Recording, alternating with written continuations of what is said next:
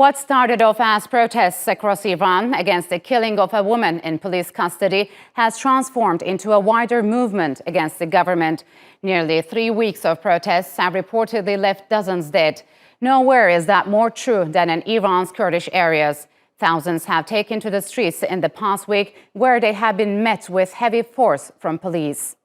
Masha Amini, who was from Iran's Kurdish minority, died in police custody on September 16th for allegedly wearing her hijab improperly. She has become a symbol of grievance against the Iranian government, both inside the country and out. Right across the border in Iraq's Kurdish regions, Iran launched airstrikes on areas it said were supporting the protesters. Iran's Supreme Leader Ali Khamenei spoke on the unrest for the first time, blaming the US and Israel for the protests. So will the demonstrations continue despite the heavy crackdown?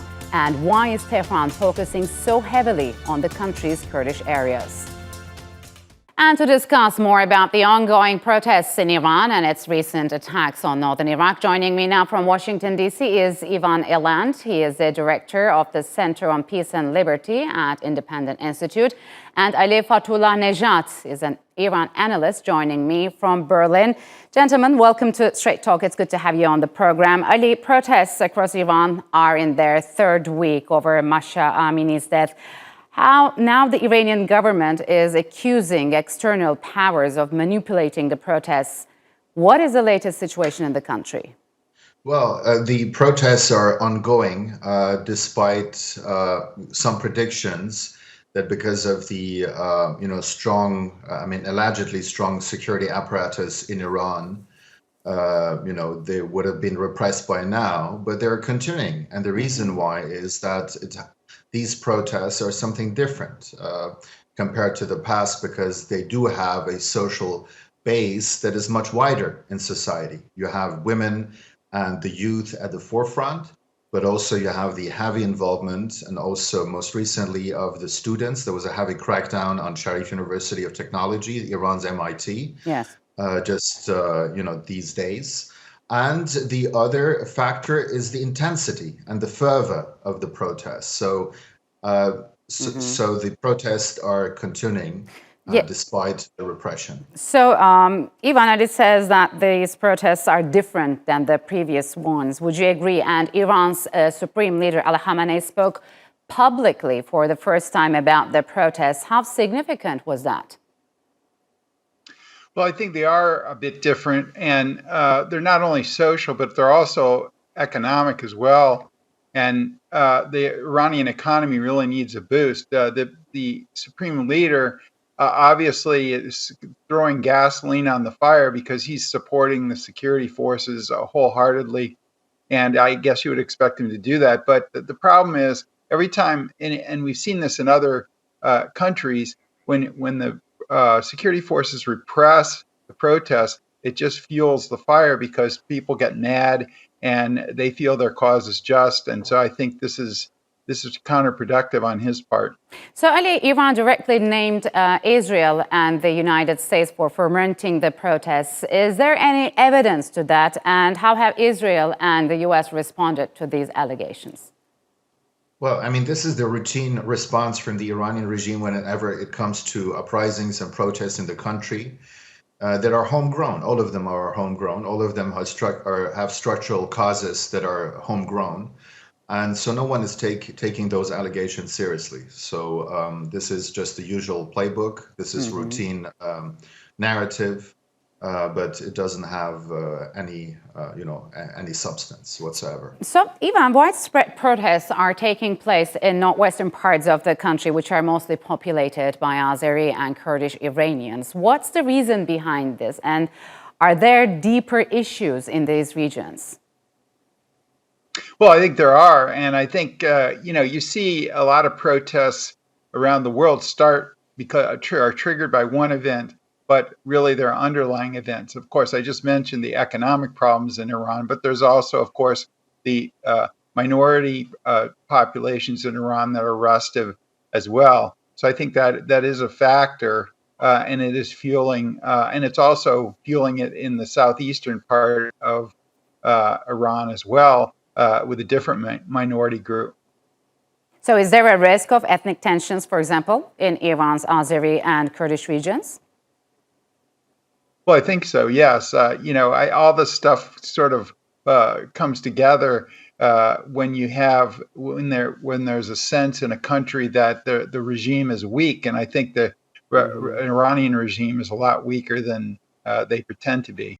So, Annie, what could you tell us about the timing of Iran's missile attacks on Iraq's north? I mean, are there any parallels between the latest protests in the country's northwest and Iran's renewed offensive against what it calls terror hubs in northern Iraq?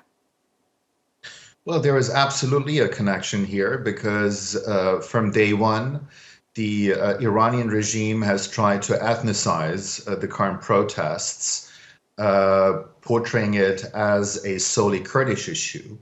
And those attacks that you mentioned are very clearly aimed at deflecting attention to what is at stake, which is a which is a homegrown uprising. And the hope certainly, one of the calculations here from Tehran's side is that with those missile attacks, it would provoke a response from those Kurdish groups who might shoot back one missile. And then the Iranian regime would have a perfect excuse to portray the entire uprising as a Kurdish separatist issue, which is not the case. So this is, there's clearly a link here. But so far, this playbook has not been able to, to be played out here. So, Ivan, is there any significance to the fact that border clashes between Azerbaijan and Armenia erupted at about the same time with the protests after Amina's death, which were followed by Iran's missile attacks on northern Iraq?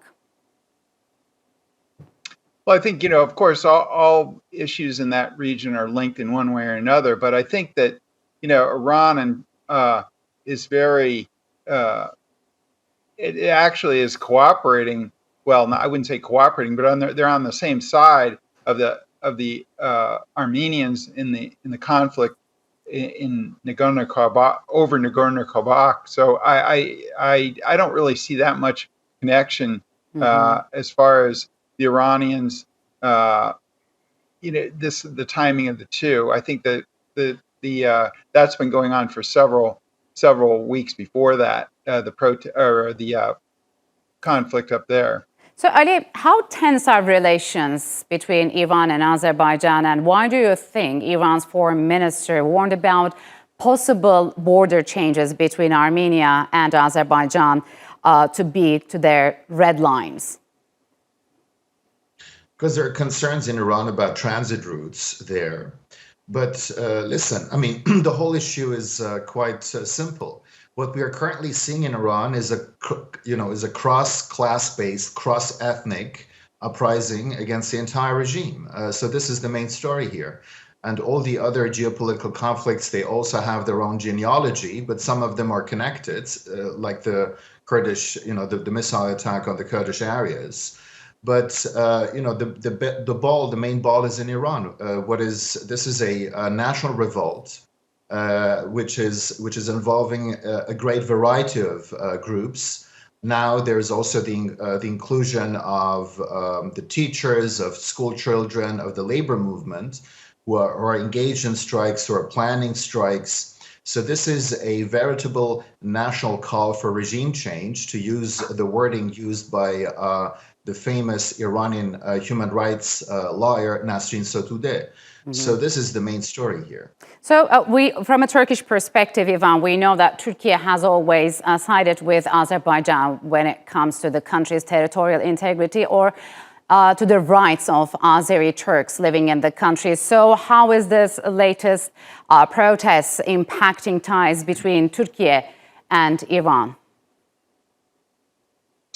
Well, I think, it's definitely straining. It's weakened Iran's position. Anytime you have internal protests or movements that are against your regime, it weakens it. And of course, in this case, we have a situation in which Armenia's major patron is busy with the invasion of Ukraine. So, the EU and the US, particularly the US, because we have an internal situation here where the Armenian lobby is very strong. Yes. You're seeing the U.S. jump into this, and you wouldn't have seen that in previous episodes in the Caucasus. But I do agree, it is a national protest. There are ethnic aspects to it, but certainly Iran is in a weak position, I think, in this situation. Yeah, lots of things have been going on. We see the United States getting involved in the peace deal between Azerbaijan and Armenia. France steps in there, trying to sideline Russia. And on the other hand, we have this protests in Iran. So, Ali, is the region, and especially Iran, poised for geopolitical shifts or political shifts? There's no doubt that the current events in Iran are something tremendously important, if not central, to the fate of the entire Middle East. Because any positive transformation in Iran will have only positive ramification on regional geopolitics, and there is no doubt about that. So if Western powers can come up with a comprehensive strategy that is able to accompany this process positively, also relatively helping civil society rather than the state, this will only have positive ramifications for the face of the Middle East, because after all, Iran is a key geopolitical player here. It has proxies in many countries. It has been accused of destabilization by many of its neighbors. And this kind of foreign policy is also very much connected to the DNA of the Islamic Republic. So, so if there's going to be no change from the current uprising, we're going to see the continuation of Iran's policies in this area. All right, gentlemen, unfortunately, we'll have to leave it here. Thank you very much for joining me on Straight Talk.